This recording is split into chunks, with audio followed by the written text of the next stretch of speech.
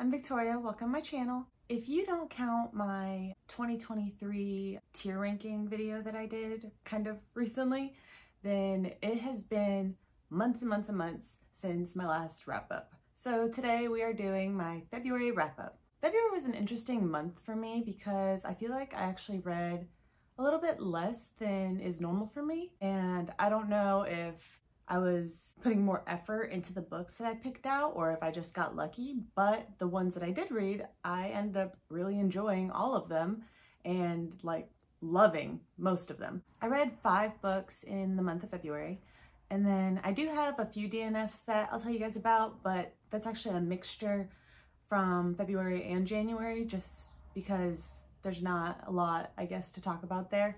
I just kind of wanted to, I guess, log it, I don't know. But let's get started.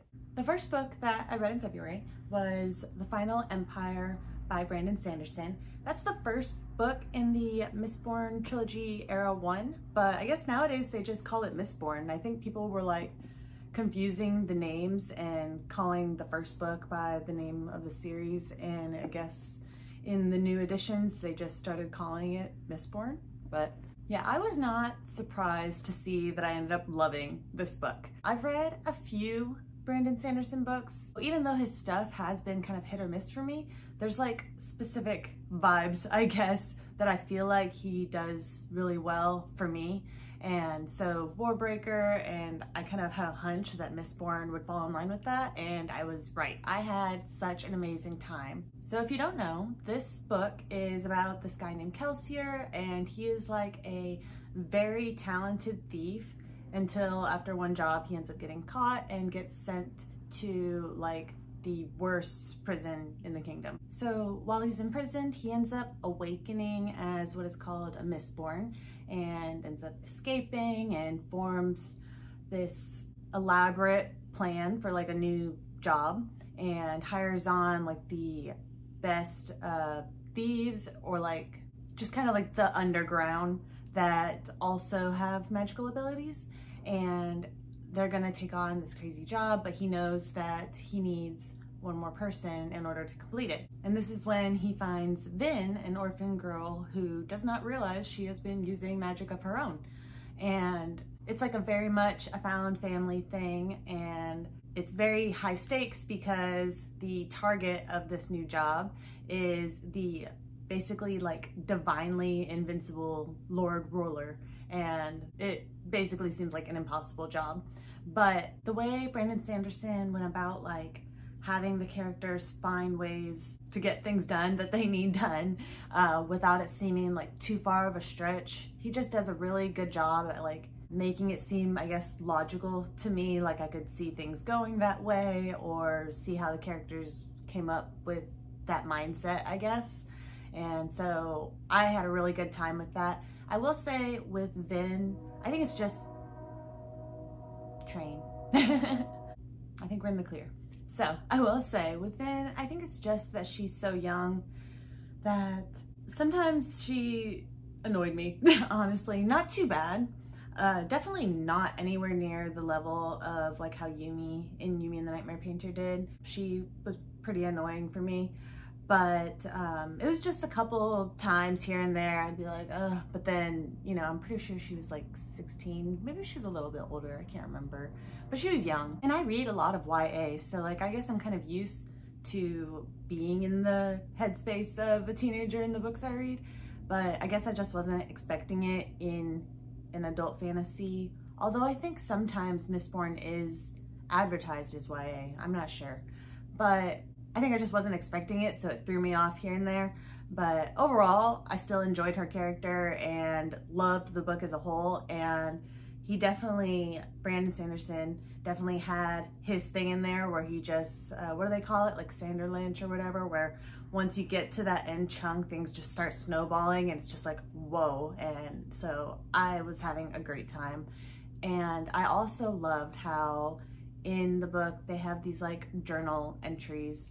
I like that kind of stuff in books in general, but the way he did them I thought was really cool. Oh, and another thing I forgot to point out was the 5 books I read are all first books in series. I am trying to cut down my list of series that I am still in progress of reading. So I don't know why I did that. It just kind of naturally happened and I'm kicking myself in the butt for it. But at the same time, since I had such a good reading month, I'm not too upset. But yeah, it's just an interesting thing. But for the second book that I read in February, it was Queen of the Tearling by Erica Johansson. So in this book, we're following Princess Kelsey, and she has been her whole life raised in exile up until her 19th birthday, which is kind of around the time that we start the story. And now she has to journey back to like her castle to ascend the throne. But even though she has been like raised to become queen like her whole life, learning about politics and languages and a variety of things, she's still very inexperienced, you know, because she's grown up knowing like two people her whole life, you know? And so she's very much just thrust into everything. She has the stuff that she can remember, like the guidance that her guardians taught her. And she has her like select few queen's guards, I guess, and then like this magical necklace, and aside from that, she is on her own. Well, as soon as she gets to the capital, literally as soon as she gets to the capital, first thing she does is make a decision that kind of throws her kingdom into chaos and also makes an enemy out of the tyrannical neighboring queen. She's called the Red Queen, and it's not good. I had put off reading this series, even though I'd always heard it was really good, because I once heard a detail about kind of, I guess you could say, like the genre of the series. I don't want to go into details about what I mean because I think it's kind of spoilery, but when I first heard that, it turned me off from the series, and that's why I hadn't picked it up.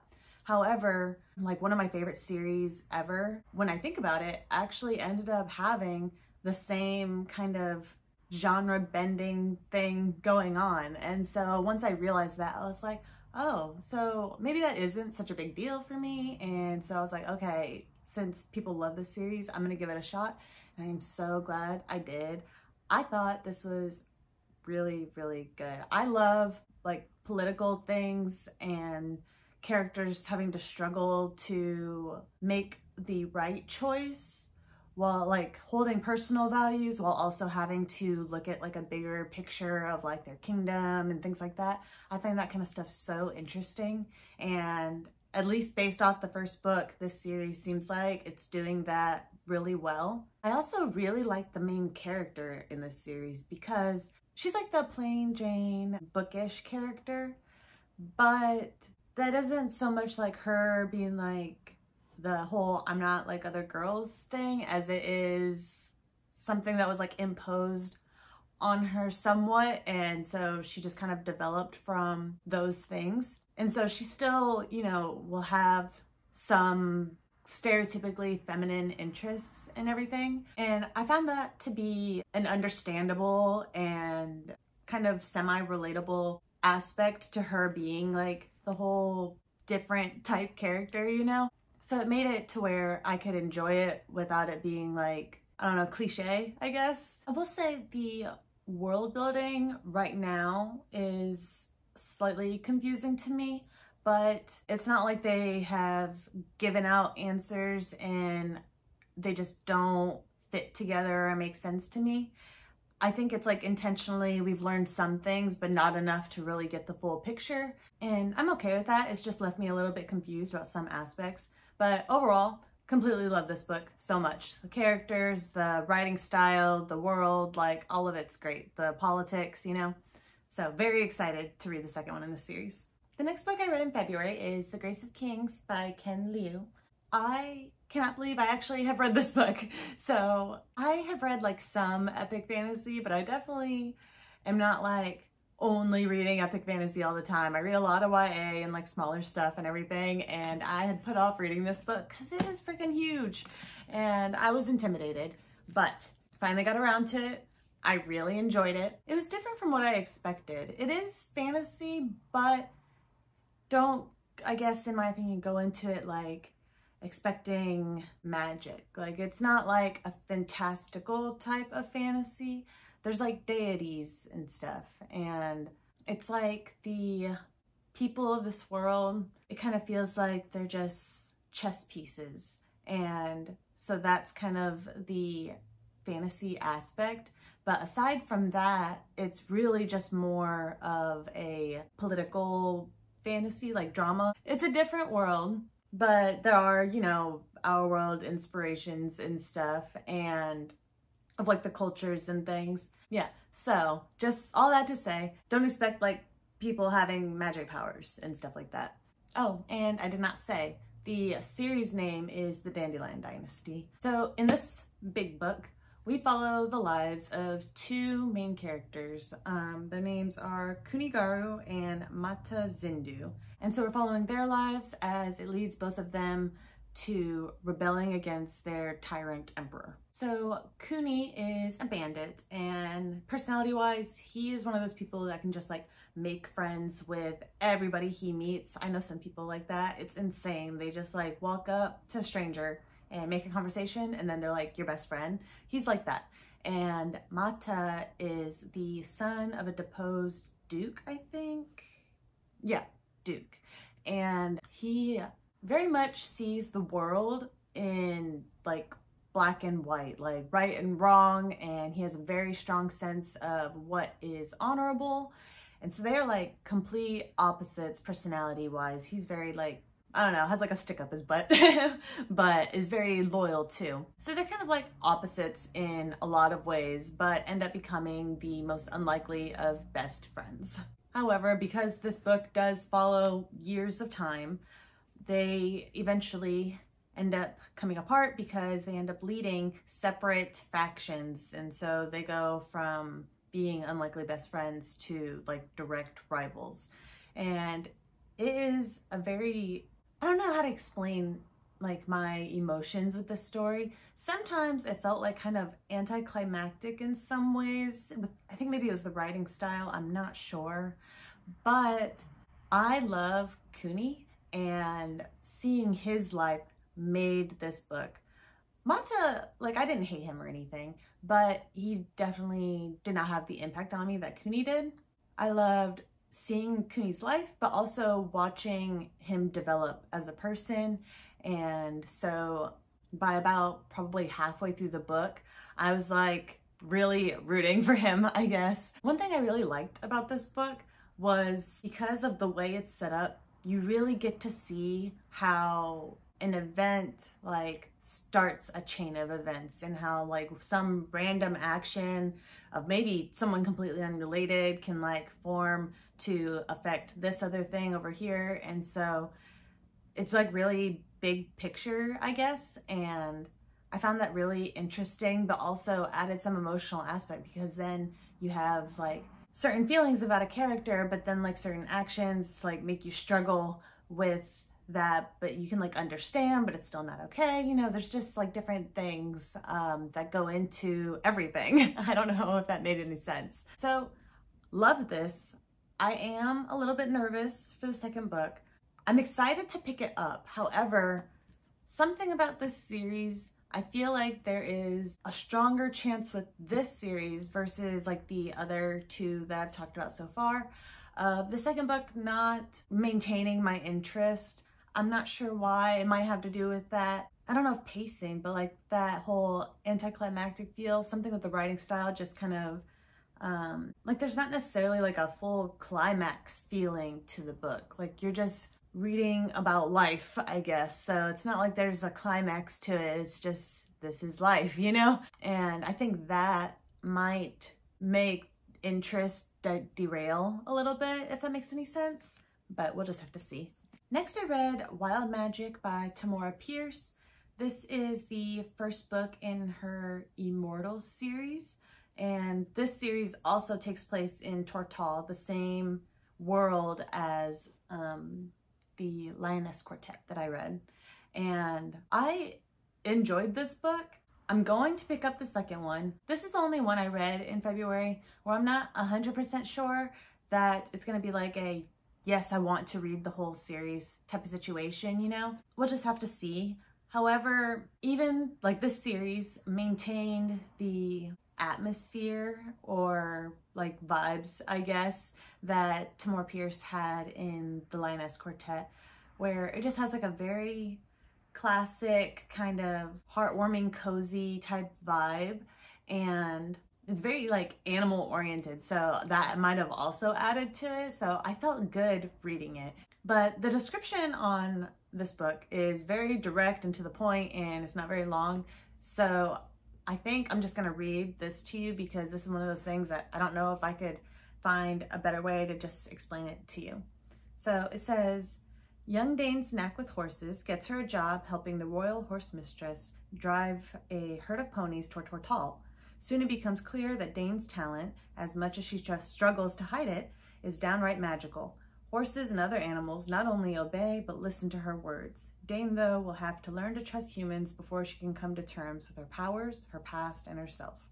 So, yeah, it's like the other series. It feels like it's a pretty simple premise, but it's interesting to slowly see the world get added on to with how she has multiple series in the same one. I feel like it's kind of similar with Mercedes Lackey. I like the main character in this series as well. She can stand up for herself and the things that she believes in and stuff without kind of being a tough character, I guess. I feel like if a character is standing up for themselves, especially in YA, a lot of times they're like the badass, you know? Tamora Pierce seems to do really good at making kind of that middle ground character that just feels kind of more normal, or not normal because like the other ones aren't abnormal, just kind of more average, I guess.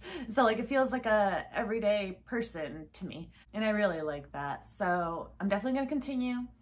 Not 100% sure on my feelings with this series yet. All right, so the last book that I finished in February is Dark Rise by C.S. Packet. So good. That's pretty much what I have to say about all of these books for this month. I just had such a good reading month. Yeah, this was so good. If you don't know, C.S. Packet wrote the Captive Prince trilogy. It's like a dark romance series that I've read. If you don't like dark romance, do not pick that series up because it is dark. But it has such good things in other aspects too. So if that's something you're like even semi-interested in, I would check out that series. But we're on this one. So with this book, even though the main character is 16, I did not feel like it felt like YA. The writing style is different from most YA books that I read. And not that there's anything wrong with either one. It was just very surprising. It felt like a general like adult fantasy book where the main character just happens to be 16, at least to me. So it's about this 16-year-old boy. His name is Will, and he is on the run from a group of people who killed his mother. And while he's on the run, he learns that he actually has a destiny to work alongside this group of people called the Stewards to basically save humanity. Together, they have to try to prevent this like dark king from long ago from being risen. I was not sure how the things that I loved in her romance series would translate into her writing a fantasy series. So I did not know anything about how I was gonna end up feeling with this book. And I was so pleasantly surprised because all of her strengths in the romance series were strengths in this fantasy series. She is so good at writing these like complex characters and forming these elaborate scheming that characters do. It is really impressive to me, at least. Obviously, this is YA, so it's not going to be as dark as her dark romance series that she did, but it does, you know, still have some things to it, but I feel like nothing more than is typical in a YA fantasy series. She just, the things that she chooses to do, I feel like she handles it fantastically. And something I found like kind of interesting was there was a plot twist in the book, and it was a good plot twist. I wouldn't say it was something I could not have expected at all or anything like that. So when it came up, I was not like super surprised. However, once it came up, all the details and things that go with it, I was like blown away at like the little intricacies and stuff that she did. And so I feel like I can't say this with the author only having 2 series or less than, since this one isn't complete out yet, but if she keeps writing, I have a feeling that she's gonna end up being like one of my favorite authors. I was very impressed. Oh, and for anyone that cares to know, I'm pretty sure, if I understood everything right, that the main character in the series is bi. All right, so those are the 5 books that I read and finished in February. I have a couple DNFs that I just wanted to kind of mention. I'm not gonna go like into them or anything, but I DNF'd Immortal Longings. I was enjoying what I was reading with that one, but I DNF'd it fairly quickly because it was like, it felt like just plot going on. I didn't have any kind of emotional investment in it, and I did not feel like I was going to get any, so I just decided to put it down. Another one I DNF'd was Champion of Fate. I believe that that's by Kendare Blake.